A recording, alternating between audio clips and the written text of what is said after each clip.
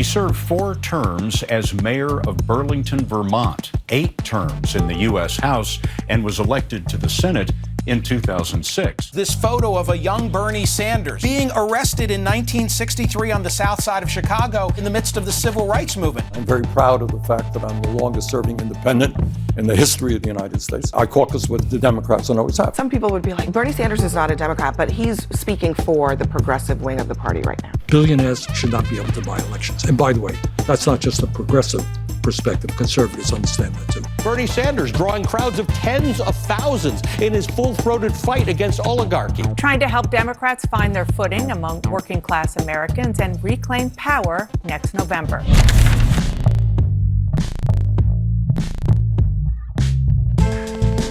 This is What Now with Trevor Noah.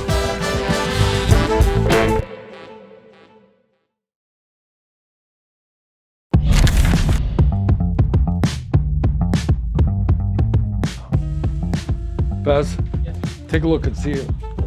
My wife is going to yell at me. I'm being totally disheveled. That's funny. I want to be half as good looking as Trevor. I don't want him to dominate the whole thing. They account for age. It's like golf. We have a handicap. How long have you been in town? Oh, about a half hour. Oh, wow. Okay. How long are you staying in town? Oh, about a day. Okay. And We're then doing an event with Mamdani tomorrow night. Oh, that's exciting. Oh, that's really exciting. And presumably we're doing a parade in the morning if it doesn't rain, so we'll see. It said it was going to rain today and then it didn't, so I hope that's a good sign. Good. I think like every day it's switching around, you know? So you do these things, 5 days a week? I try and do as many as I can when we can, you know? So it depends on when people are around, when we can, you know? Right. So you kind of enjoy this stuff? I love it because I love that we get to spend time, Yeah. you know? Well, that's the revolution, and it's people are tired of seeing 7-second sound bites. Exactly. And I'm amazed. I mean, podcasts have exploded, haven't they? Yeah. So I think it's nice for a book, for a conversation, for politics, funny enough. For anything. I mean, how the hell do you understand anything in a few minutes? You know? Mm-hmm. All good, all settled, all everything. Then we jump into it. Senator Bernie Sanders, welcome to the show. Great to be with you. Do you take requests that are going to be in New York just so you can get back to New York? Not really. No, we have some important engagements tomorrow. We're going to be working to see that Mr. Mamdani becomes the next mayor of this great city, and we'll be working with him tomorrow. That's exciting. That's actually really exciting, and I feel like it ties into everything that you're here to talk about today because, you know, I was reading through your new book that's coming out, and I was reading about your life, and I was just thinking to myself, you know, there's one part of the book where you make your dedications, and you dedicate the book to your grandchildren. And there's another part of the book where you talk about the teachers that you've spoken to and the struggles that they face in America today. You know, just the cost of living, the cost of teaching, the cost of being. And as I was reading through my notes and everything, I went, wow, Bernie Sanders, 83 years old. And I was looking for time markers in and around what 83 means. And I was like, Social Security is 90 years old. And I don't know why I felt like that was a particularly significant thing, because I felt like you are somebody who has lived long enough to see America through different stages and through different phases. And so maybe that's where I'd like to start as we move through this journey, getting into the fights against oligarchy and what you're trying to get people on board with now. How far do you think America is off from the promise it's given to its people? I think you have a president who is way, way off, who is, in my view, the most dangerous president in American history, taking us in the wrong direction in every area. On the other hand, I think you got a whole lot of people who would love to see a very, very different America than we have today. So what Trump is saying, and this is, I think, an important political point, he says the system is broken. Yeah. And you know what? He's right. System is broken. Problem is his solutions will make a bad situation worse. And from a political point of view, the Democrats say, well, you know, we're going to tinker around the edges on this. do a little bit over here, but basically we're doing okay. Yeah. That's wrong. So I think you have millions of people who understand that in the richest country in the history of the world, we should be doing a hell of a lot better than we are doing today. You know, it's interesting you just said that, because I was talking to the team, and, you know, my friend and I were walking, chatting about this episode. And one of the things that struck us was exactly what you said, is Trump always identifies that there is a problem, right? His solutions oftentimes seem absurd, and they are, but he identifies that there is a problem. Exactly right. And not only him. If you talk to his people in education, they say the system is broken.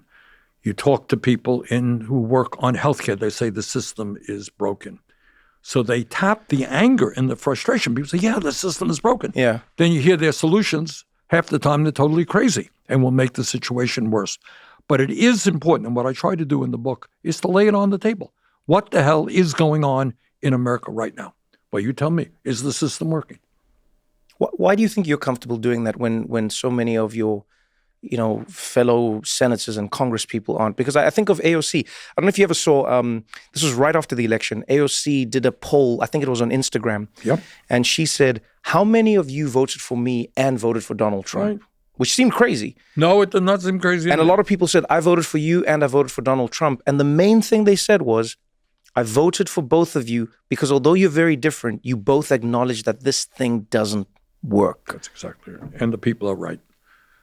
Look, I mean, I think one of the things I try to do in the book is to raise issues that you're not going to see on corporate media, and you're certainly not going to hear discussed very much in that U.S. House or U.S. Senate. Politicians don't talk about it. And that is, okay, who has the wealth and who has the power? Simple question, right? Yeah. Do you ever talk about it? We ever hear much discussion about it? We don't. But the reality is that today in America, and we spend a lot of time talking about this in the book, is we have more income and wealth inequality than we've ever had in the history of the United States, okay? Now, you tell me if it's not crazy. I think it's crazy that you have one guy, Elon Musk, owning more wealth than the bottom 52% of American households. Bottom 52%. Yes. Is that insane? I think it is. But here's another point. Who determines what we should get outraged about? All right. So some kid with a gun walks into a shop down here and shoots somebody. We're all outraged. And we should be. Okay. Crime is a serious problem. But if the heads of the fossil fuel industry lie to us day after day and are jeopardizing the well-being of billions of people on this planet, should we get outraged or should we give them an award for being great humanitarians? In other words, you understand what I'm saying? Yeah, no, I get exactly what you're saying. They control the culture, what we're supposed to respond to. So to me, you lay it right on the table. It is insane that one person owns more wealth than the bottom 52%. Top 1% owns more wealth than the bottom 93%. CEOs make 350 times what their workers make. See, just put that on the table. Should we be discussing that day in and day out? I think we should. Some people say we're going after the wrong people, though. You know, I've heard so many people when I have these conversations with them, they go, why are you getting angry that Elon made money? I mean, Elon's made electric cars and Elon has made this fantastic space internet and Elon has made so much money for the American public and Elon hires people and Elon has factories. And why are you hating on him, Bernie? Why are you hating on the guy who's bringing ingenuity and he's bringing money? Like why? He's making the money. Good. That is exactly right. And millions of people share that view. So should we be, quote unquote, punishing Elon? No. But should we be living in a society which allows so few to have so much wealth and so much power? And it gets to a whole other issue, which we try to raise in the book. Mm-hmm. All right, everybody wants to make money, right? You want to make money, I want to make, everybody wants to live comfortably. Elon Musk wants to live comfortably. Is enough enough? When is enough enough? How much do you need? And how far are you willing to go to destroy the environment, all right, to get more, or to do things like recently, Trump's big, beautiful bill, $1 trillion in tax breaks to the 1%, massive cuts to Medicaid, nutrition, and education. And these guys will go further. In other words, they do not look at economics as something, well, I made it. I got $3 billion, man. I couldn't spend that in 1,000 years. How lucky am I? It's not what they think. They want more and more and more wealth and more power. And that has got to be stopped. When you look at the way the system is built right now, I know it's easy for a lot of people to say, we hate oligarchs, and then other people say, oh, well, America doesn't have oligarchs. They go, America has a democracy, and America just has some very rich people who have made some important things that make the world go round. So we shouldn't call them oligarchs. We should call them business people. And that's what America's founded on. It's founded on business. How do you respond when somebody says, well, Bernie, you're just trying to interrupt a very natural thing that is capitalism, and it's the greatest system in the world? Well, you're in a hyper-capitalist situation. When we talk about oligarchy, you're talking about a small number of people with incredible wealth and power. Mm-hmm. All right, so what is their power about? Their power is not only that they control to a significant degree the entire economy. So today, not only do you have more income and wealth inequality that we've ever had, you have more concentration of ownership. Okay? That means fewer and fewer large corporations own and control what is produced, what their workers make, what you pay at the grocery store. Yeah. Okay. And then on top of that, these corporations themselves are owned by huge Wall Street firms. So you have companies like BlackRock, Vanguard, State Street.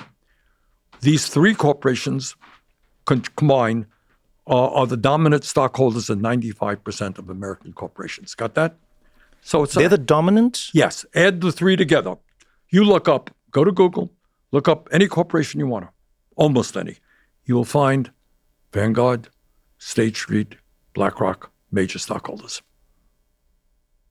I know, you're looking at me in a quizzical way here. It's true. Check it out. So what it is, here, give you an example. I was the chairman of the Health, Education, Labor, and Pension Committee. Now I'm the ranking member. So we hear from and reach out to workers all over this country who are involved in labor struggles. Okay? Yeah. They call, Bernie, we're on strike. Can you give us support? So we get on the phone and we call up the guy who's nominally the head of the company. He says, you're talking to the wrong guy, Bernie. Somebody else owns us. And you find that somebody else owns somebody else. That's what a conglomerate is about. Somebody owns something, but it's owned several times over. Yeah. All right. It's a relatively small number of people who control the economy. That's called oligarchy. But it's not just that. How do you get the information? You're in the information business, right? Or the entertainment bit. That's what you do for a living, correct? Mm-hmm, mm-hmm. So who owns the media? You tell me. It's a few companies now. That's right. Yeah, and everything's getting consolidated. It's becoming smaller and smaller. And it's fewer and fewer people. You got it. Yeah. All right. So what my understanding is, you have 6 large international conglomerates, media conglomerates, that control about 90% of what the American people see, hear, and read. All right, so take a look. Talk about oligarchy. Mr. Musk, is that all he does is make electric vehicles? Not quite. He owns Twitter, right? Yeah. Oh, what about Mr. Bezos? Well, he owns the Washington Post, which is a very influential newspaper, and he owns Twitch. Oh, what about the Ellison family? Well, they just bought Paramount, which happens to own CBS movie. All right. And then you got Mr. Zuckerberg, of course, who owns Meta, which controls Facebook and Instagram. So you got 4 of the wealthiest guys in America owning us, just those. Not to mention Rupert Murdoch, obviously owns Fox, the Wall Street Journal, the New York Post, right-wing newspapers all over the world. You check out who owns newspapers in the United States, billionaires by and large. So you add up income and wealth inequality, concentration of ownership, control over the media. And let me throw out another one. We talked about democracy. Well, Trevor, do we live in a democracy? People would say yes. And the answer is yes and no. We have elections, right? So who plays the influential role in elections? All right, let's go back just to the last election. Mr. Musk, the wealthiest guy on earth, spent $270 million to help elect Donald Trump, right? $270 million, that's true. Yeah. And his reward, these guys don't make investments without getting something in return. True. I mean, they don't do it out of the goodness of their heart. So forget all the tax breaks and other breaks that he got. He got to run the government for 3 or 4 months and impose his right-wing extremist ideology on the American people. I'll give you another example.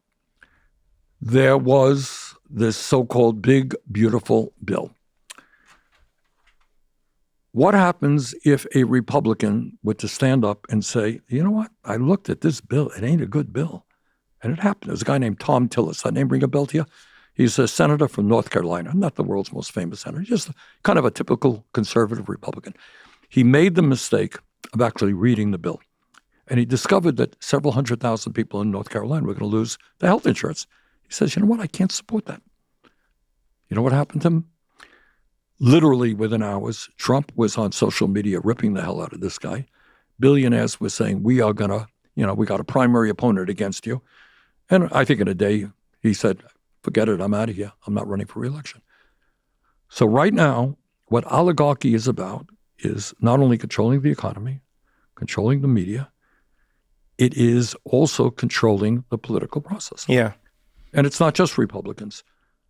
Kamala Harris had some 80 billionaires contributing to her campaign. And I think that resulted in her running a much more conservative campaign than she should have run. It was an election that she should have won, in my view. She lost it because of conservative influence from the billionaires who told her not to speak up for working families. That's called oligarchy. Does that sound like an oligarchy to you? It sounds like an oligarchy. The only thing that comes to my mind is that I think of an ecosystem. Any ecosystem goes out of balance when one species is sort of allowed to thrive by itself without a natural predator of some sort. So it's a weed or a plant that moves, and then all of a sudden it's, it just propagates over and over. You get what I'm saying? It can be a rabbit that goes from one island to another, and all of a sudden it can just breed to infinity and wipe things out. I wonder if America can get out of this place, because as you just said, there's something really interesting to what you just said. The Republicans have very openly said, especially under Trump, we're pro-business and we're with these people.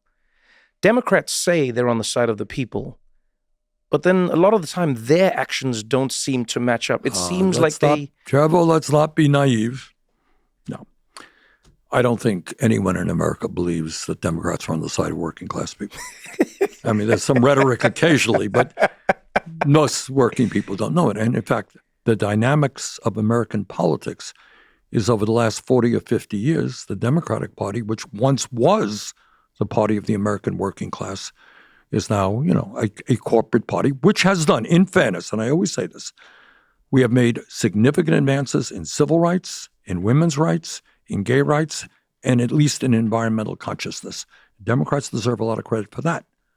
But in terms of representing the needs of the working class, if they represented the needs of the working class, you would not have this massive income and wealth inequality. And equally important, today, I talked about the rich getting richer and all that stuff. Yeah. What's going on for the work? You tell me, what's going on for the working class in America today? How are they doing? Earning less than ever before. That's right. Income's not matching up with inflation. You got it. Yeah. So here's a startling fact. We put it in the book. And that is, over the last 50 or so years, real inflation accounted for wages, weekly wages, for the average American worker is lower today than it was 50 years ago. Lower today than it was 50 years ago. Think about the explosion in technology, right? Workers are far more productive. They're producing a lot more. Mm-hmm, mm-hmm. And yet during that entire period, despite increases in worker productivity, real inflation accounted for wages are lower. Meanwhile, during that same period, there was a $75 trillion transfer of wealth that went from the bottom 90% to the top 1%. So you add all of that stuff up, it's not hard to, I think people instinctively understand it. The very rich are doing phenomenally well. Massive transfer of wealth. Working families are struggling. 60% of people in America today live paycheck to paycheck. We have the highest rate of childhood poverty of almost any major country on earth, highest rate of senior poverty of almost any major country on earth. That is where we are as a nation today. In the book, you tell a story about being at Trump's inauguration. No, and you're reminding me of that, right? You wrote it in the book. I know. And you talk about looking around at the people who are gathered there. And obviously, there's everyone, who works in the government, senators, etc. But you notice there's an outsized collection of the richest people in the world. Like the way you describe it, it sounds less like an inauguration and more like a board meeting, like a... That's true. It seems like, I want to know if you think this is the worst it's been. Was it growing to this? Because it surely didn't just happen overnight. No, of course not. What do you think was the first domino? If we were to take a step back and go, okay, Bernie, when do you think you remember seeing the first domino where you went, oh man, this is not how it's supposed to go? I don't know if I know the answer to that, but I will tell you. I mean, again, going back to the inaugural, yeah, you had the three wealthiest guys, Musk, Bezos, and Zuckerberg, sitting right behind Trump. And right behind them were another, I think, 15 billionaires who Trump had nominated to head up major federal agencies. Okay? That's the reality. This is a government of the billionaire class, by the billionaire class, and for the billionaire class. When did this begin? Did it just start under Trump? Of course not. Mm-hmm. But I think the brazenness, what you got to give Trump credit for, in the past, money always played an important role. Mm-hmm. No secret there. But he's right out open. I don't give a damn. The whole world knows it. I got the richest people in the world sitting right beside me. And they're going to generously give to my inauguration fund. And oh, my goodness, they're going to give me gifts. And oh, my goodness. My presidential library, Right. And the guy from Qatar, whatever is, decided to give us a $400 million plane. Just a generous person. So nice to me. And on to go. He's made billions of dollars from crypto, et cetera, et cetera. When did it begin? I think, I'm not an expert on this. I think early 1970s, when Democrats were saying, hey, Republicans get all this corporate money. Why don't we start getting some of that money as well? And in politics, the truth is, there's an old Woody Guthrie song, which is, which side are you on? So if you're taking money from billionaires and large corporations, at the end of the day, you may say nice things, you may occasionally do good things, but you're not going to be on the side of the working class. And the results are pretty clear. So when you're in Washington, D.C., and you're surrounded by all of these people, I always wonder sort of like what the inner conversations are, because I read articles, and obviously, I'm on the outside, and so I'm trying to understand what's happening. And I remember one of the articles I read that really got me was, it was talking about the upcoming midterms and then thinking forward to the next election. And I'm sure you've seen this, but it was AI-related tech investors and, the likes of Zuckerberg and you name it. Yeah. And they are putting together these massive, massive super PACs. Yes. And their only goal is to go after politicians who suggest any type of regulations against AI. And they go, we're going to destroy you before you get in. And then some politicians have commented either on or off the record saying, well, I don't want to cross them because I don't think this AI thing is that big a deal in what I'm doing anyway. So I'm just not going to cross them. But it's not just, that's true. But that's what I'm talking about. So do we live in a democracy? Yeah. But if you vote away, if I'm a crypto guy or I'm an AI guy or I'm a fossil fuel guy, you can run for office, but I'm going to put huge amounts of money in a super PAC as a result of this disastrous Citizens United Supreme Court decision, and I'm going to beat you. Now, will I beat you every single time? No. But you know what? If I put tens and tens of millions of dollars into your opponent, Trevor, I will beat you most of the time. And that's called a corrupt political system, and that's what we're living under. So where do we begin? In the book, you lay out all these facts, and I won't lie. When I was reading through some of the numbers, I was like, Bernie, this is insane. The numbers are so overwhelming. Yes, they are. It's impossible. It just seems like this monumental task. And then you talk about, which I think is important, all the people who are coming out to support. Right. You've got 30,000 people coming to your rallies at a time when the media tells people that no one wants to be engaged in politics. You got it. The media says no one cares about politics anymore. No one wants to read it. But they're coming out to your rallies. People are showing up. People are showing up for Mamdani. People are showing up for certain politicians who are saying a certain thing. And I wonder what the first steps are. Like, maybe that's what we should be talking about is, you go through the book, and I love how you take us through some of the historical fights, for instance, that once seemed unwinnable. Yeah. If you were to start with one thing today, where do you think we start? Because it seems like a cycle right now. It's like they have the money so they can put the ads out. The ads get their people in. When their people are in, they make the laws to favor them. So then how do you break it? Because it seems like a chicken and the egg cycle. Look, I wish I could tell you there was a magical solution, But you mentioned, the Mamdani campaign is a very good example. It seems to me like a microcosm of what we're looking at. Give you an example. So this guy, who nobody had ever heard of, starts off at 1% of the polls right here in New York City, 2%. Yeah. He suddenly starts raising issues that are on everyone's mind. Nobody can afford housing in New York City, right? Working class people can't do that. Transportation is expensive. Childcare is off the charts. Working class people have a hard time getting decent quality food for their kids at a price they can pay, right? Among other issues. He starts raising these issues, gets more and more support. Comes into the primary. He generates, as I understand it, he gets 50,000 volunteers.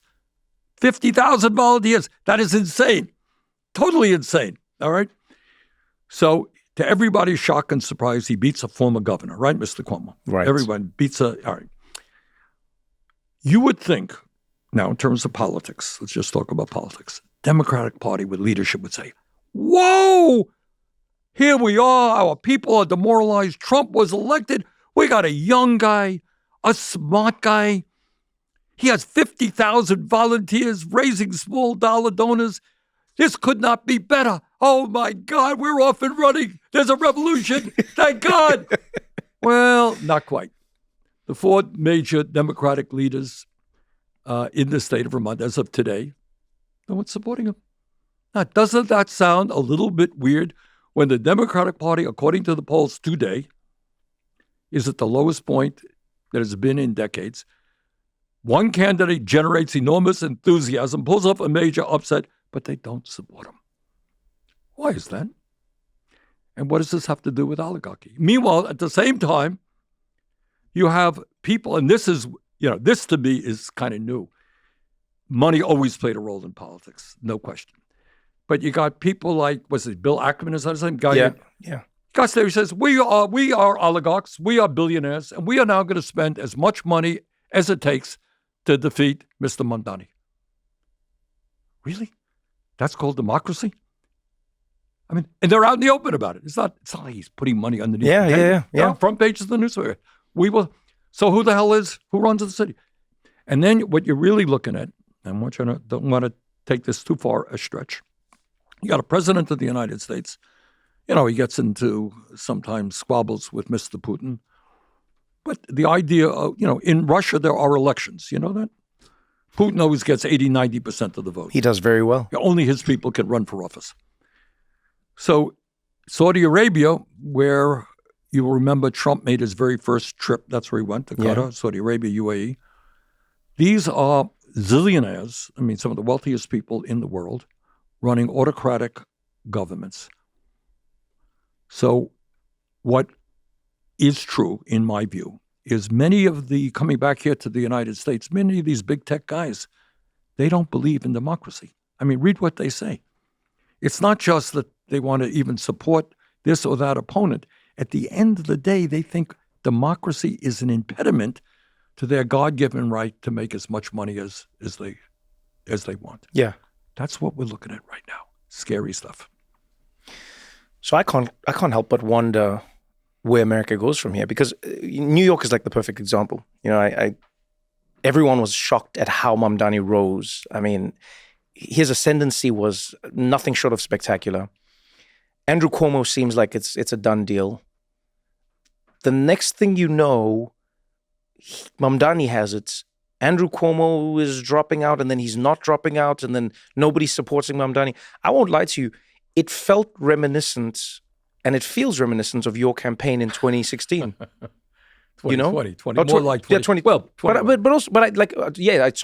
back. But when I think of your campaign where everyone assumed Hillary was winning, and people went, well, this is the next line in the succession. This is how it's going to go. She was the anointed one. The anointed one, right. This senator from Vermont comes along, Bernie Sanders. People go, oh, it's silly summer. It happens. It'll go. Right, exactly. The people on the ground start swelling up. And the people say, I think this Bernie guy could be the one. But then the Democratic Party are the ones that stand in the way. And I then ask a question that I think a lot of people are asking on the ground, and that is the Democratic Party still the vehicle for liberalism in America? Well, I don't like the word liberalism, but I would for progressivism. Progressivism, okay. Better word. And the answer is to be God honest with you. I don't know. We are supporting candidates who are running as independents and as progressive Democrats right now. What I will tell you, Trevor, is that around the world, what's going on here around the world, there are similar political situations that there are here in the United States. Yeah. So centrist parties like the Democratic Party are in decline in Germany, in France, in the UK. Right-wing extremist parties like Trump's MAGA movement are on ascendancy, with some exceptions. That's the trend. And the reason is that all over the world, in the global economy, working people, rural people, are feeling left behind while the rich get richer. And right-wing extremists like Trump have something to say to them. Centrist parties do not. So I think where the Democratic leadership is right now is way, way, way out of touch with where working families and the majority of the people are. So either they get replaced, either there is a movement that says, thank you for what you've done, you're gone now. We need a new party that represents working people, or else they hang on so tightly that they force the creation of another party, which is not easy in the United States. No, it's easier in the UK and other countries. But the current leadership of the Democratic Party is, as I mentioned, New York State is a perfect example, where there should be enthusiasm and excitement. There is fear that working class people, that ordinary people are going to get involved and threaten the existence of the leadership here, their power. When I read about like the history of the world, I sometimes worry that this is the natural conclusion, right? It feels like globalization was the thing, and the corporations got rich, and money gets centralized. A few people get everything, and then that leads to strife and turmoil. That strife and turmoil leads to populism.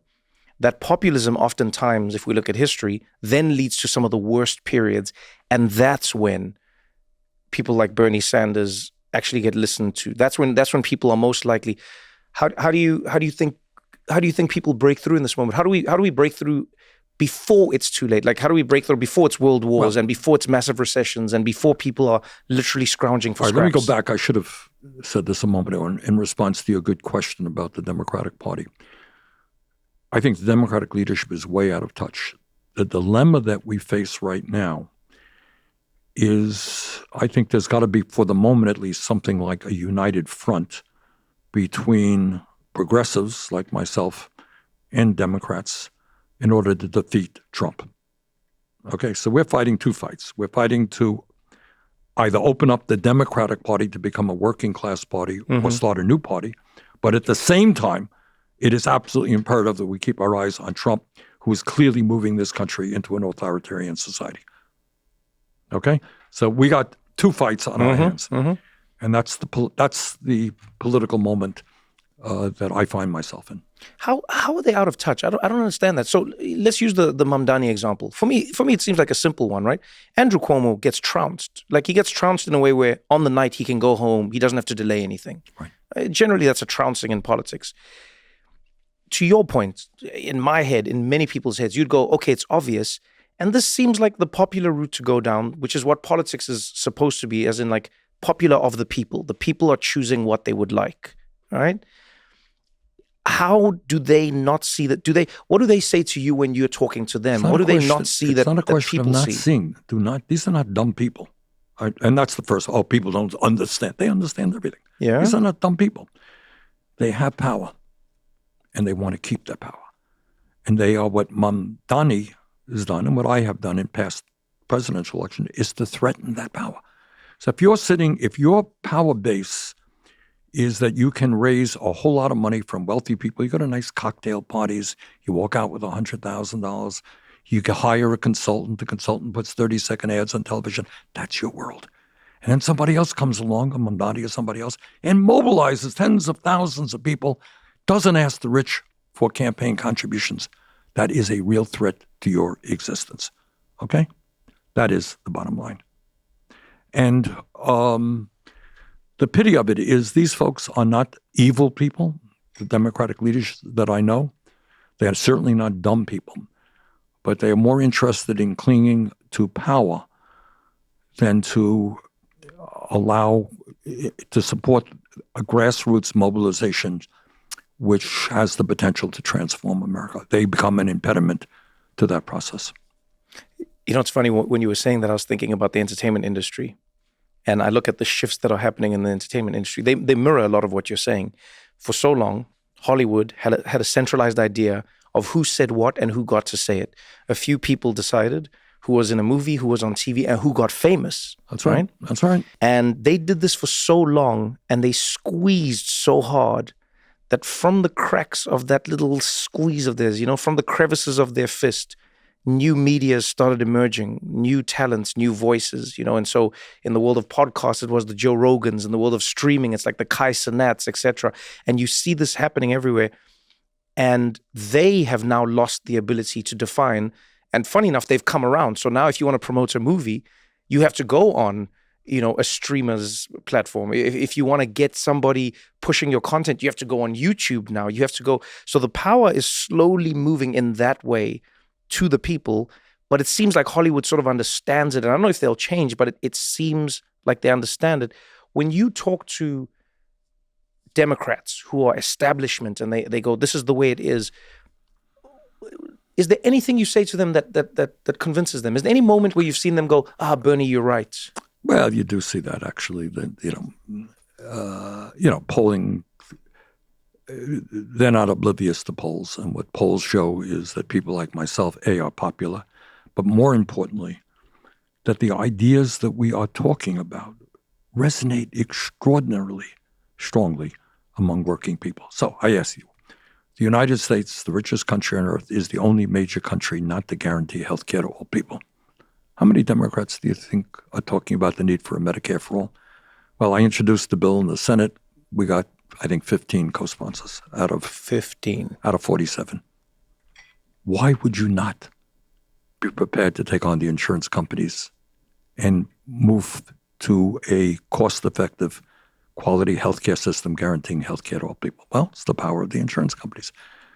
For years, we've been fighting to lower the outrageous cost of prescription drugs. You know what the American people do? They hate the drug companies probably more than anything in the world. They really do. They're getting ripped off every day. They know it. Have the Democrats, they've done a little bit, in fairness, but have they gone anywhere near as far as they should? Here's something. And I'm talking about basic necessities like healthcare, medicine. What about education?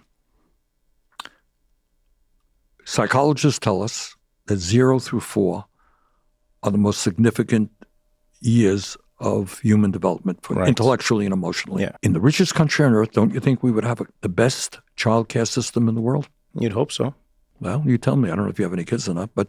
No, I don't, but I have friends who do, and it's pretty obvious that it's not. It's far from it. It's outrageously expensive. Yeah. And the workers themselves get paid, starvation wages.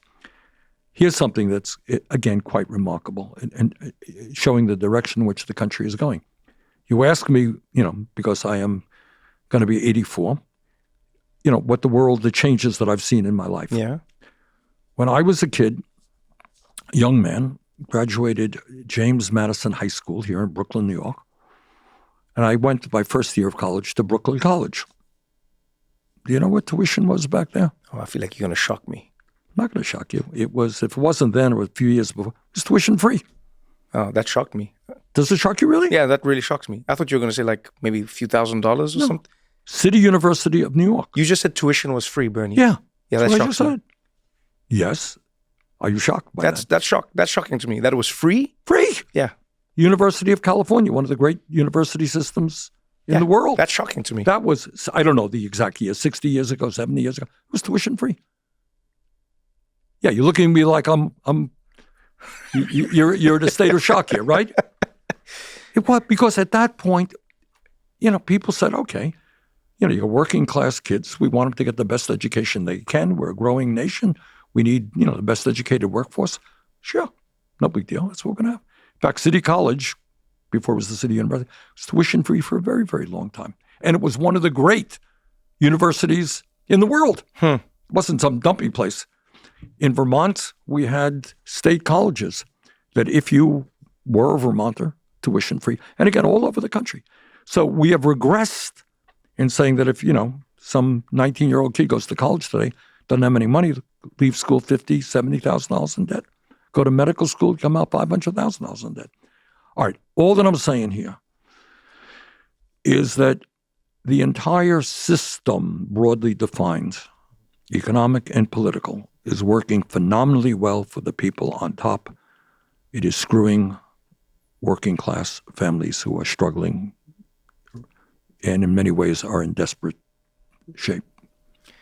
Yeah, and what's sad about that is all of the information that comes out, as you said, is oftentimes coming out from media that's attached to those people. Yes. So they'll say the stock market is up. That's right. They'll say GDP is better than ever before. They'll say it's up and to the right. And the weirdest thing for me, for people to understand, and I mean, it took me, it's not like I studied economics, I had to go and read and learn, was to realize GDP is one of the strangest measures of how well a place is doing, because we can be in this room right now.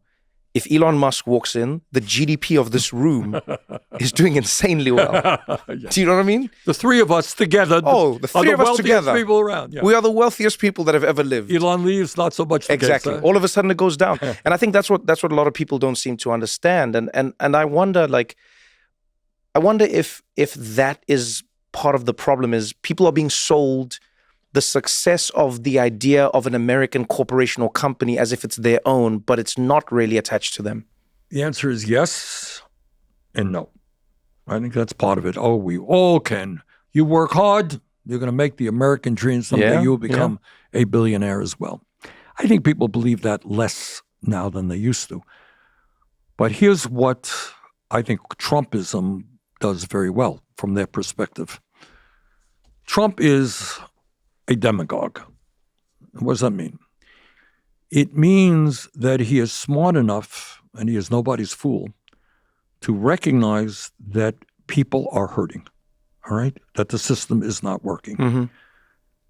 So if you're in the average person and you can't afford to pay your rent or send your kid to college and you're hurting, you want an explanation. Why is that, right? It's kind of natural. You want to, why is the world the way it is? I think everybody really searches for an answer. Trump has an answer. And his answer as a demagogue is the answer that demagogues have always given. And that is, you place the blame on powerless minorities, right? In the 30s in Germany, it was the Jews were the cause of mass unemployment and so forth and so on. Gypsies.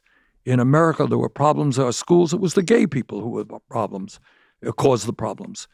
For many years in this country, if you're a white working class person, well, the reason you're not making more money is the blacks taking your job. Nothing to do about it. In the UK, they blamed people from, they were like, oh, it's the Polish. Pakistan. And they said it's Pakistan and it's India. And it's always moved a generation. Exactly. Yeah. You pick and choose. I mean, they must sit around and say, who do we blame today? Yeah. And it works because people are hurting. And then you have the entire media structure saying, well, it's the fault of the undocumented people. In this country, it's the undocumented now. So we're going to throw them all out.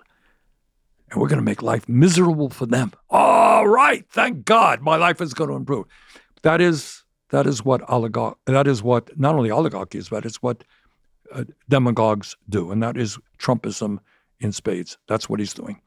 So what he's doing. Rather than I was at his I wasn't only at his inauguration, I was at his State of the Union speech. Guy gets up there, gives one of the longest State of the Union speeches in history. Did he have one word to say about the healthcare crisis in America? No. Did he have one word to say about the housing crisis in America? No. One word to say about the high cost of prescription drugs? No. One word to say about how college is unaffordable? No. What did he spend his time thinking about? He spent probably 10 minutes on blaming, on describing how so whether this is true or not, who the hell knows? But his description was a transgender athlete in a volleyball game smashed a ball into a young woman's face and hurt her. We heard that, right? One of the great crises is what happened on a volleyball court to one young woman. Okay? And the rest was terrible crimes. And they were committed by undocumented people against young women. Okay? Because we know, and then the verbiage starts, they're not really human. Trevor, they're really not. They're subhuman people.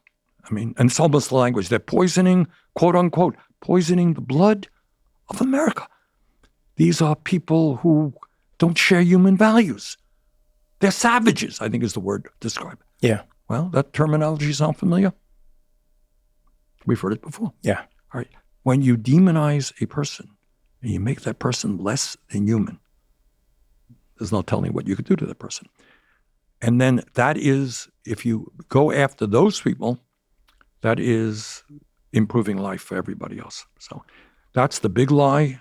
That's what demagoguery is about. That's the move to authoritarianism. And that is what I stay up nights worrying about. You know, when I was reading through the book, one of the things I hope really gets to people is something that oftentimes isn't front page because it's boring, and yet it's front page in everybody's lives. And it's how the consolidation of power comes to cost you at home in your life, you know? And you talk through like food, for instance, in America, and how all the meat is basically what, 4 companies? Yes. You know what I mean? And I just want you to walk me through that, because what you do really well in the book is you break down why this is a problem. Because some people would go, well, Bernie, I don't know what your issue is. It's consolidation. And what it does is it enables a company to work more efficiently. They love that it's more efficient. Right. And it means we can expand our capability and we can get out there and lower prices for all Americans. What's so wrong with only having 4 major companies that control all the meat in and around America? Well, what's wrong is that in capitalist terms, there is minimal amount of competition. And if you think these guys are not, working with each other to keep prices artificially high, they are. So what the theory of capitalism is, some new upstart comes in, produces the product at a lower rate. Mm-hmm. People are going to go, forces prices to go down. It's a good theory, and occasionally it works. But right now, whether it's big tech or major industry after major industry, that is not the case. They are controlled by large conglomerates who can control prices to a large degree and how they treat their workers. It's not just that. It's also terrifying for diseases. Because, if you look at like some of the biggest diseases that have gone through the U.S., like in the food, it's oftentimes because it goes through one plant, it goes through one company. It's not one area that gets affected. Like the baby food was an example of that. I remember when there was a baby food shortage, I read through the story and I was like, what is going on here? How can there be a baby food shortage in the United States? Come to find out, there's basically almost like one company that's running the baby food. And if their plant gets one contamination, every single mother in the United States now doesn't get baby food. And then you can't bring more baby food into the country because they've lobbied correctly to make it so that you can't import baby food. It feels like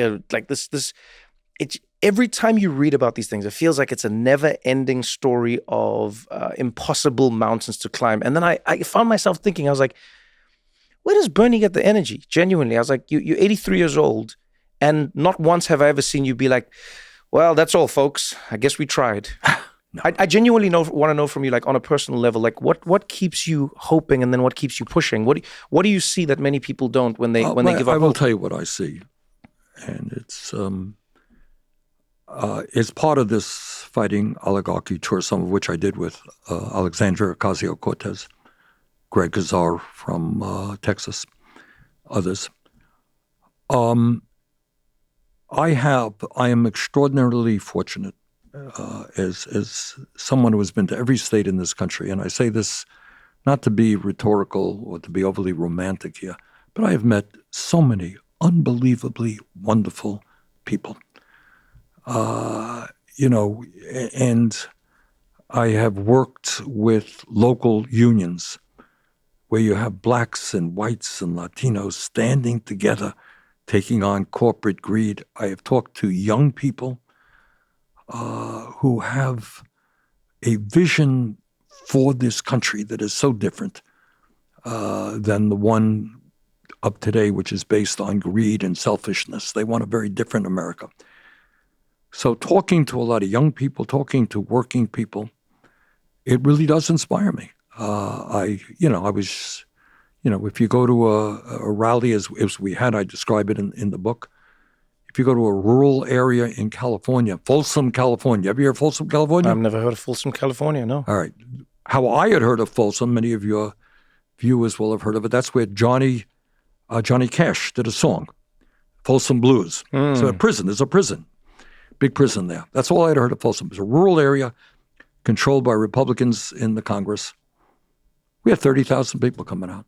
It was an insane thing. I mean, people was all over the place. Into L.A., there were 36,000 people. Denver, 34,000 or something like that. And you see that energy of people saying, you know what, we want real change. How can you not walk away from that and say, whoa, man, we can do it. We can do it. And then I talk to kids, and that also inspires me. So the advantage that I have as somebody who's been to every state in the country, and I've had the opportunity to talk to, in this particular tour, we've been now to over 20 states. We did 35 events. I've talked to over 300,000 people. That inspires me.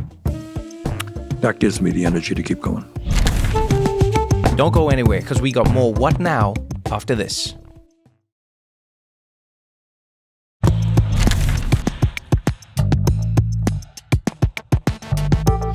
You said something a while ago that has stuck with me for years, actually. And it was in and around one of the elections. You were talking about how people should campaign.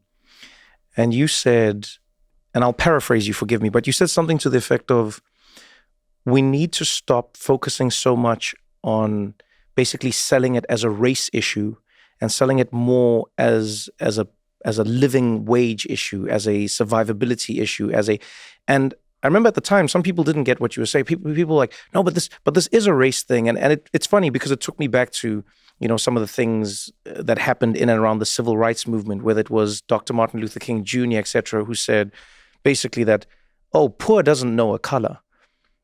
Poor. Do you think that that's been some of the problem in the way politics, especially in the Democratic Party? It feels like a lot of the Democrats who go out there will spend a lot of time being like, black people, come on, you're good, you're black, and Latinos, but they don't seem to go into the heart of what the issues are. That's not an accident.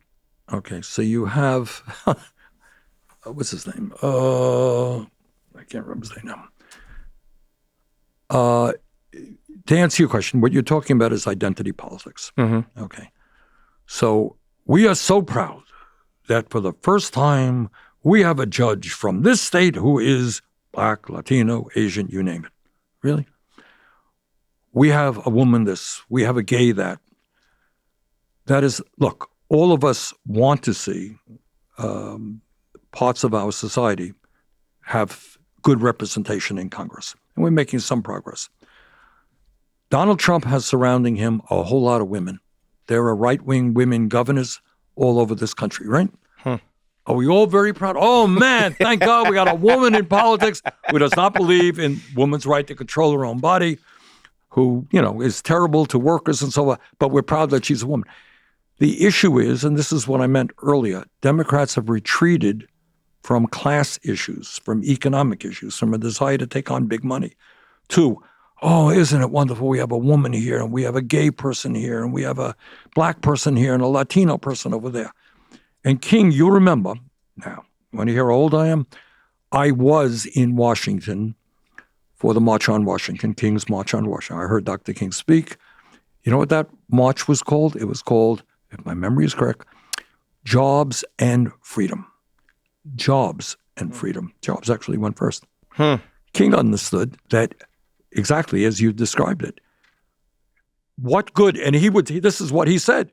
He said, what does it matter if a restaurant, which was segregated, is opened up if you don't have enough money to afford the damn hamburger, right? Yeah. All right. So you got open housing. That's great. You can't afford the rent. So for a myriad of reasons, some of which we have discussed, the Democrats have chosen to say, isn't it great? We have a woman this, we have a gay that, black that, rather than saying, hey, we got an economy that works for all of us, not just the few. That all of our people are earning a living wage. All of our people have health care. All of our kids, regardless of color, are able to get a good quality education. That together we're taking on climate change and creating jobs to save the planet for all of us. So to some degree, look, it goes without saying, There has been discrimination, as everybody knows, bigotry all over the place. And we've got to fight that every day. And we've got to open up the process to all of our people. But it's not just that somebody is a woman candidate or a gay candidate. What do they stand for? What do you think people misunderstand about class and classism? You know, I asked this because I remember one day reading a book. I forget who the author was, but it was a really poignant line. And it basically said, I cannot wait for America to get over racism because racism is the first stage. And then they will discover that classism is what they've been fighting all along. Good. That's right. Because today, when we talk about the working class of America, who do you think we're talking about? Disproportionately. I mean, there are millions and millions and millions of whites in the American working class. Disproportionately, it's black, it's Latino, and women, as a matter of fact. The class issue, though, you see, is if you're the head of a large corporation, likelihood is you have a good education, you have gay friends, maybe your wife or your girlfriend has had an abortion, right?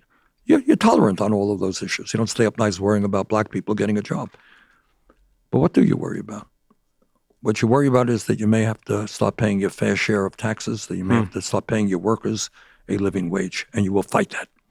So I find that many of these quote-unquote great liberal corporate types, we struggle with them to make sure that they respect unions or they allow unions to be formed, etc. But at the end of the day, in my view, Trevor, if we're going to transform America, which is the question on everybody's mind, how do we do it? It has to be a mass movement of people. It has to be a growth in the trade union movement. And, you know, that is the way forward, and that's what we're working on. Do you think democratic socialism is the dirty word that it once was in America today? No, it's actually quite popular among young people, and I think despite the fact that no one quite knows what it means. But, I mean, I think what increasingly people do know is that you have countries, for example, in Scandinavia. Yeah. You get Norway, Denmark, Sweden. If you go to those countries, the most right-wing politician would not for a minute suggest that healthcare is not a human right. Yeah. A lot of the time, their right-wing politics is more about the politics of other, but it doesn't question the classist ideals that the country holds. It doesn't question what they call their social welfare system. Yeah. Right. They believe that's the bedrock. Right, and nobody questions that. You're right. And the right wing will play off, against immigrants and so forth. But in those countries, healthcare is a human right. Higher education is often free. Childcare is often high quality, free. Workers earn quite good wages. Unions are much stronger than they are in the United States. And I think a lot of young people especially are looking around there and say, how does that happen? You go to Germany, you graduate college, you're not in debt. And in this country, you're $50,000, $80,000 in debt. So I think without even getting into the essence of what socialism means, which to me means democracy, by the way, not just the right to vote every 2 or 4 years, but having a say on the job. Yeah. Wouldn't life be a lot better if you weren't just a cog in the machine? And we're seeing, by the way, one of the nice things we are seeing in America, in Vermont, pretty strong about worker-owned companies, where workers themselves own the companies, select their own leadership. And what all of the studies show is that people feel much better about their job. The absenteeism is less, productivity is up. People are good. It's our company. Pretty good. Could there ever be laws written to sort of entrench those types of ideas? And I know even saying that right now sounds crazy to most people, but the other day I was thinking about sports, and I was going, I know you're an avid basketball player, Avid might be too strong, but I played a lot of basketball. I've seen you shoot, Bernie. I've seen you shoot. Okay. You drain them. Like I remember when it was in the primaries, you would go to the gyms beforehand, I did, and you would just like, I found myself thinking about how sports and everyone who watches sports seems to understand in a basic concept of fairness. And this is what I mean. Shaquille O'Neal comes into the NBA. The man is completely dominant. You throw him the ball, he puts it in the hoop. You throw him the ball, he puts it in the hoop. You can't do anything to him. He stands under that rim and he puts the ball in the hoop. And then they change the rules of the game. They say, you know what? You can't stand in the paint in this little section for longer than, 3 seconds, I think it is? I think that's right. Yeah. And they go, you have to keep moving. Why? Because otherwise Shaq can just do this forever and it's not fair. Right. And I look at this in every sport. In fact, golf. Golf might be my favorite sport.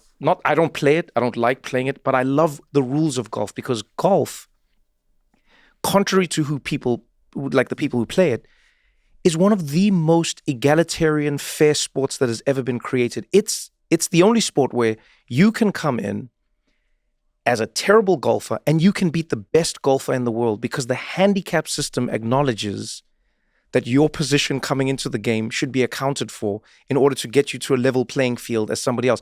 Like, that always blows my mind. Do you know what I mean? Yeah. And I wonder if politics can get to that place. Is it a crazy thought that I No, have that it you is could not write crazy. laws that say people should own a piece of companies if they work in it? Or Look, it is not a crazy idea, and there are countries around the world to some degree already doing that. Look, is it a crazy idea? 1948, right? A few years ago. In Great Britain, a Labour government said healthcare, 1948, healthcare is a human right. I don't care if you're rich, you're poor, you're young or old, you go to the doctor, you don't take out your wallet. In the early 70s, Canada said the same thing all over the world. That could be a law signed tomorrow by the President of the United States. And think, Trevor, for a moment, what that would mean. We got 500,000 people go bankrupt every year because of medical bills. People die because they don't get to a doctor on time. yeah, Do you know how transformative that would mean if people go to the doctor when they wanted to, if they weren't worried about going into a hospital and not coming out bankrupt? A lot of people have cancer, getting cancer treatment today. They're going to go bankrupt. Do you know that? That's a fact. yeah. Okay. What would that mean? If we made sure that every parent in America knew that his or her kids would be able to get all the education they wanted, great schools, what would that mean? Yeah. Just do forget anything else, not to mention having wages which were livable. Is this a radical idea? It is not a radical idea. Okay? But what the system tells you, and that's what drives me crazy, and I try to get into it in the book. The system tells you this is communist, this is impossible to do. Why? What's crazy is not that everybody has health care. It's crazy that Elon Musk owns more wealth than the bottom 52% of households. That's crazy. That's how we got to rethink things.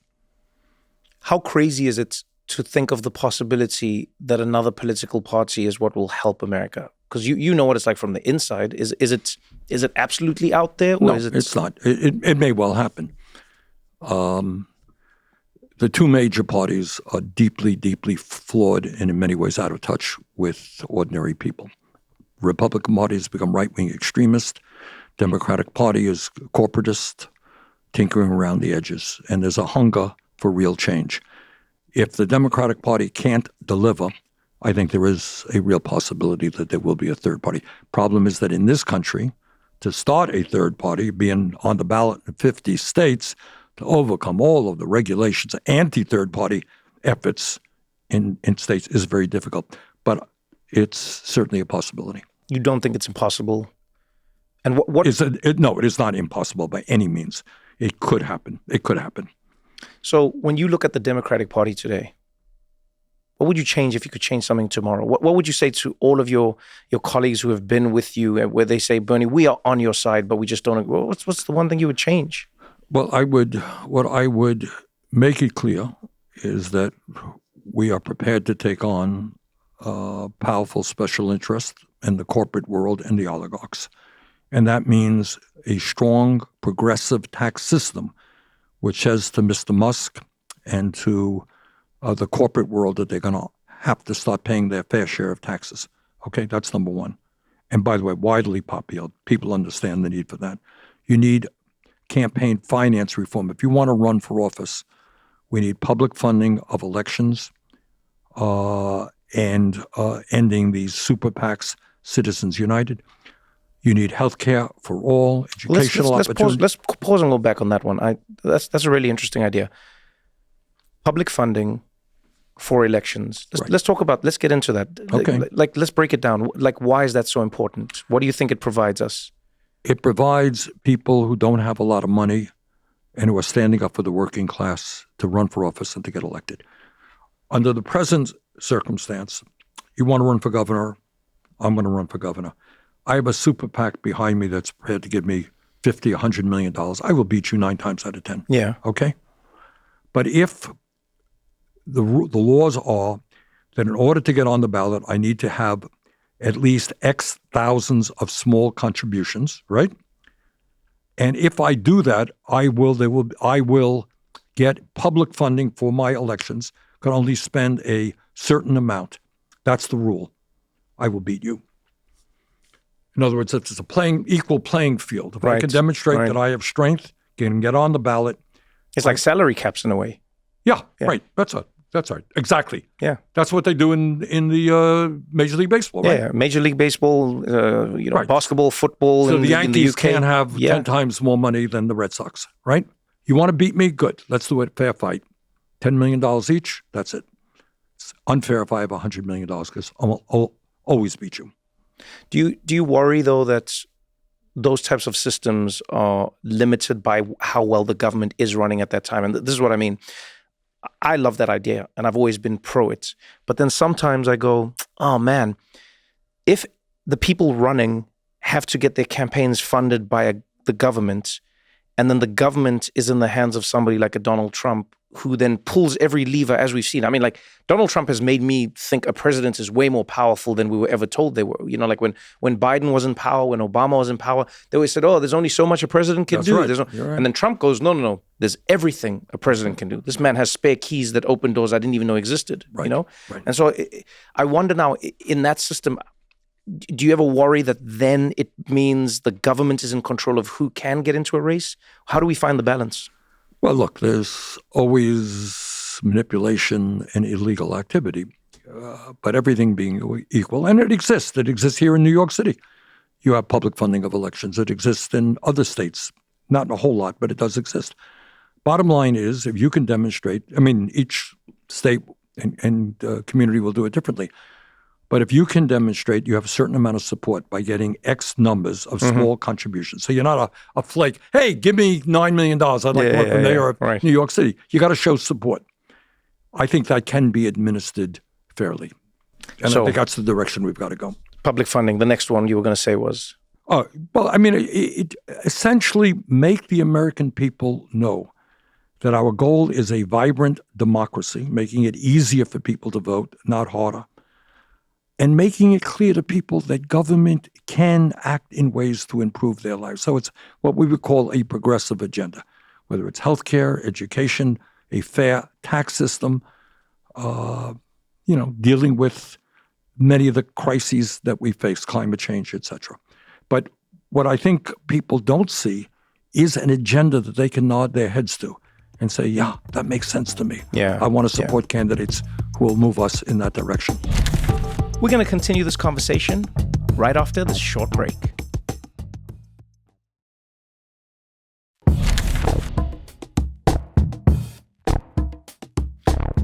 One of the things that people always use against you is they'll say, well, Bernie, you say all these things, but your bill doesn't get support. Or Bernie, you say this, but you can't bring the Democrats along. And I was wondering about this the other day, because we have these blips and these moments where some of the most progressive politicians come out and they always bring up your name. So whether it was AOC or now you have Mamdani, they'll say, oh, Bernie inspired me and I'm now doing this because of Bernie. And it made me wonder, to borrow from basketball, is like, when you came into the game, were you trying to be Michael Jordan who wins all the rings? Or do you think you were trying to be like Allen Iverson who changes how the game is perceived? The latter, more Iverson. Look, what I've always believed is it's not a question of great leaders. It's a question of large numbers of people participating at the grassroots level. And Trevor, that is in fact how change always takes place, right? It's not one person. It's the leaders follow the people. If you had millions of people saying, you know what, you're running for office, you damn well better give me health care as a human right, and I want that in the first month of your presidency. You know what? Millions of people say, you'll have it. If people are dormant and not active, they won't. So our job is to create that kind of movement around an agenda that speaks to the needs of working class people and an agenda that is really prepared to take on the oligarchs. I was wondering about when I was looking through your history, and I see all these pictures of you at rallies, at gatherings, like throughout time, being arrested, you name it. There's one thought that came to my head. I was like, man, I wonder if part of the problem, and not the only problem, but just like one of the problems that, progressive politics has in a way, is that progressives are very distracted. And what I mean by that is, if I look at, when I do comedy shows around the country and I go to what people will call a red state. I mean, to be honest with you, I've seen states have everyone in them, but they'll go red states.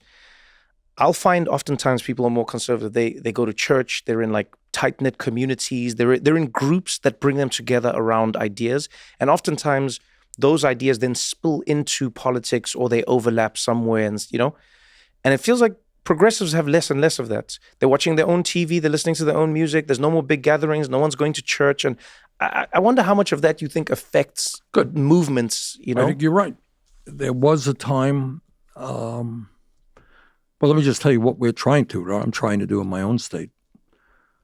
We have had, we're a small state. We only have 630,000 people. I have had, and we pay for this out of campaign funds, I think a dozen events. You know what they are? They are foul shooting contests, and we give away free basketballs. Okay? And we've given away, I don't know, well over 1,000 basketballs. Good basketballs, I should say. Why do I do that? Well, number one, I want kids to play ball and be active, right? Boys and girls. Mm-hmm. But you know what else we do? When we do those events, the whole community often comes out. So there'll be 100, 200 people coming out in the town, right? And people are getting together. We have had now two. We're going to do this more often. We had a walk in Morrisville, Vermont, small town. Do you know how many people took a walk, a couple of mile walk on a beautiful rail trail? 600 people. 600 people just went out for a nice walk. We had some music. We had some discussion. We went out for a walk. We do dances.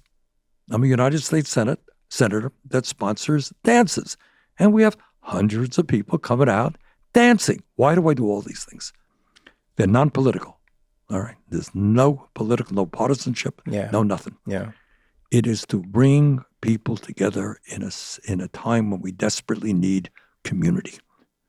And what worries me very much, we didn't even get into it, and it's a huge issue, is AI and robotics. Mm-hmm. And some of these guys are almost prepared to replace humanity, if you like. And I worry very much that at this particular moment, for so many reasons, we need each other. We need each other. We got to come together. And when we come together, you know what? You talk to people. And again, I go to most of the rallies we've had have been in conservative areas.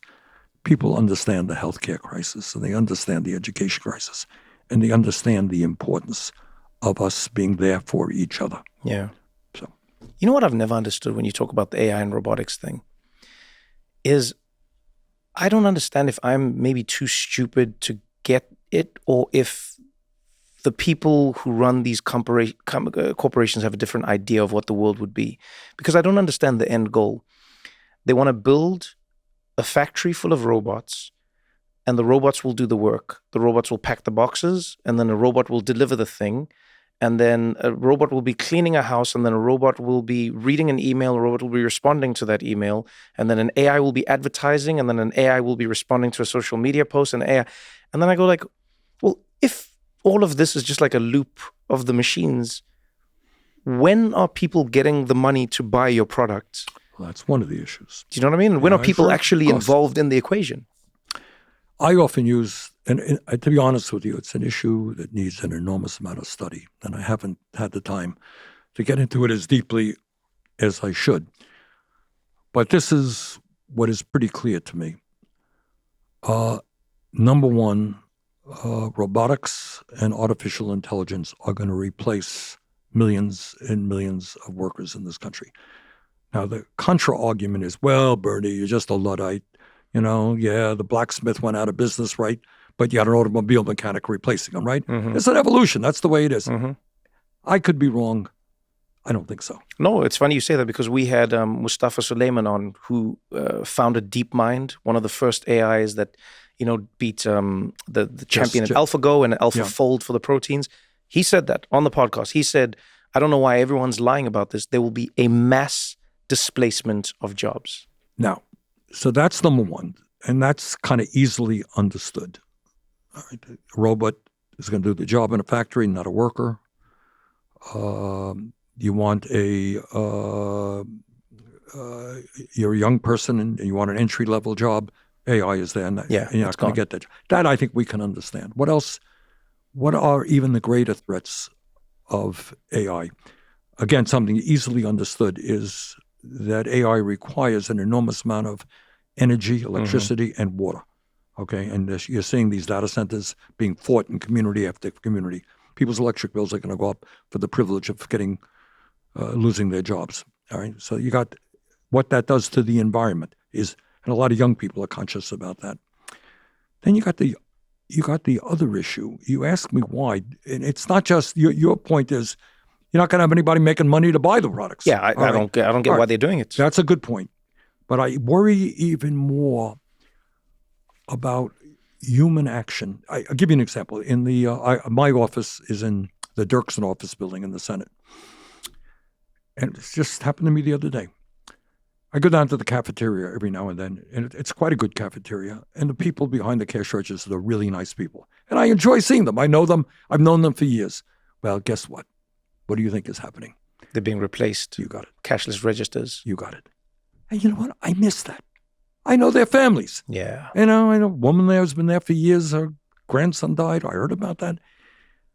That's a human interaction. I used to in Burlington Airport. I used to drive out, say hello to the person, pay my fee and all that stuff. What does it mean really deeply? You go to a restaurant, a robot comes up to you, says, what's your order? Thank you. Gets cooked well, comes back. What do we lose without having that human interaction? Is that something that we should be thinking about? So you go to a nursing home and you'll have robots turning you over, changing a bed. Is that the same as having a smiling face and another human being there talking to you? So I worry very much. And these guys, like Musk and Altman and all these guys, that's not their things.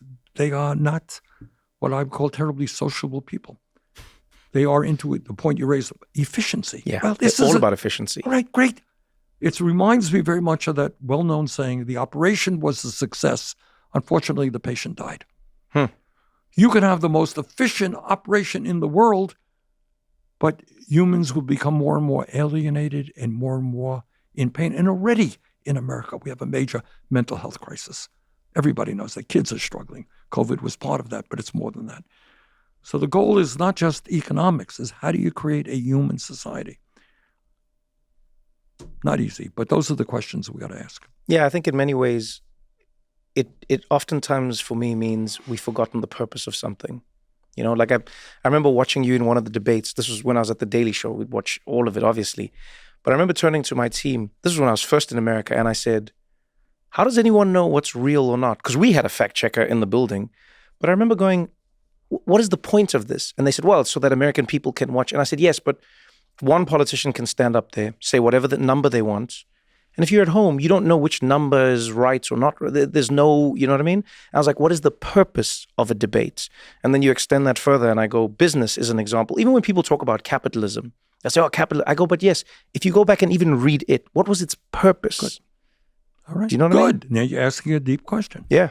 All right. So you start off with, what is the goal of human life? Now you're getting pretty deep, right? Exactly. All right. Is it to for the Trumps of the world, you can lie, you can cheat, and you steal. And the goal is money and power, right? That's what it is. Money and power. That's what these oligarchs love. I don't know that most people are there. People want to be comfortable. But I think people want to live long, happy, and productive lives. Now, what the hell does that mean?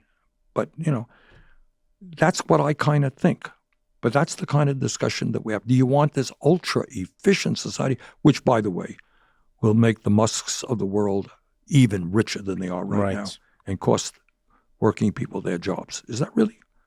Who determined that that's the goal? Really? So. Yeah, we've made it the only measure that defines how people are successful. Exactly. So you have this insanity, which drives me crazy, and I mentioned in the book, is you're a billionaire, you made your money no matter how you made it. Maybe you stole it, corrupt, whatever it may be, or you made it honestly. And you are a wonderful human being. And you are, think about this, a kindergarten teacher making, you've been a teacher for 30 years, you're making $50,000 a year. You know what you are? In the Trump world, you're a loser. Damn. Imagine spending 30 years working with kids. You're making $50,000. Meanwhile, you've enriched the lives probably of hundreds and hundreds of children, right? Yeah. I think that's important. Yeah. You know, it's funny you say that. I remember talking to someone who was pro crypto, and remember when NFTs were big? They were touted as the next new thing. Yeah. NFT this, and it was the little monkeys, and everyone was, do you have a monkey? I have a monkey. And everyone was like running around. And I was talking to somebody about NFTs, and I said, you know what? I actually don't think NFTs are terrible, but it's interesting that you'll have that idea for digital art, but you won't have it for everything else in life. Because I always thought it would be great if teachers had NFTs. Like, why shouldn't teachers get a tiny fraction from every child that goes on to do something in their lives? Because they've invested in you. They've gone on to do something. Shouldn't they get some sort of... I always think it's crazy to what you just said. How many teachers go through their lives impacting... I wouldn't be here without my teachers. And then I go, like, who are they? Where are they? Why do we not think about those people and giving back? But then I'm more than willing to pay a subscription to an app or to a service and, to Jeff Bezos and Amazon Prime. I'll go like, yeah, of course I should pay him. But if you said to me, Trevor, pay your teacher a subscription, I'd be like, I don't know. That seems a bit crazy. But it shouldn't be. Right, but then you're back to very basic questions. I mean, really deep stuff. Who does more important work? Some guy who gets up 4 o'clock in the morning, looks at the stock market, sees what's going on in Japan, starts selling and trading stuff. You can make $5 million in a day, right? Doing that, all that crap. Yeah. Or somebody who is a primary care doctor who's out in the countryside helping, keep young kids healthy and alive. Yeah. We have got to, this gets back to a value system. It's in the midst of everything else. Yeah. The value system is backward. Teachers do, other teachers, primary care doctors. These are some of the most important people in our country. Society stops functioning without them. Of course it does. Yeah. They enrich us. So we got to, there's so much to rethink, but that's the kind of debate and discussion that we need to have, which is hardly ever having. And I'm glad to have the opportunity to at least raise some of these issues with you. Before I let you go, there's one thing I wanted to ask you because I think it's really important. Bernie Sanders, the man, was once Bernie Sanders, the boy. And when I look at the images of you, and I've gone back and seen like footage of you on like a kid's show talking about, these ideas and these ideals and see you trying to inspire young people. I'd love for you to talk to young men who are disillusioned, young men out there who are isolated, young men who feel like the whole system has failed them and they're angry and they feel like nothing works. What would you say to them that isn't, just a platitude? Because some people would just say to them like, oh, be your best self and do your thing. What would you say to them that they could do today in their communities and in their systems to try and make the world better because they feel so angry about what they're not getting? People have a right to be angry. All right? The system is broken. Just one, let me throw out my umpteenth fact here. Everything being equal, the younger generation will have a lower standard of living than their parents. Damn. Buy their own home, if they're lucky, at a later age than their parents. People have a right to be angry. Young people have a right to be angry. Nothing wrong with being angry. But know who you're taking your anger out on. Be smart. Okay? Just don't lash out at anybody and everybody. And also understand what makes you happy and what makes you feeling fulfilled.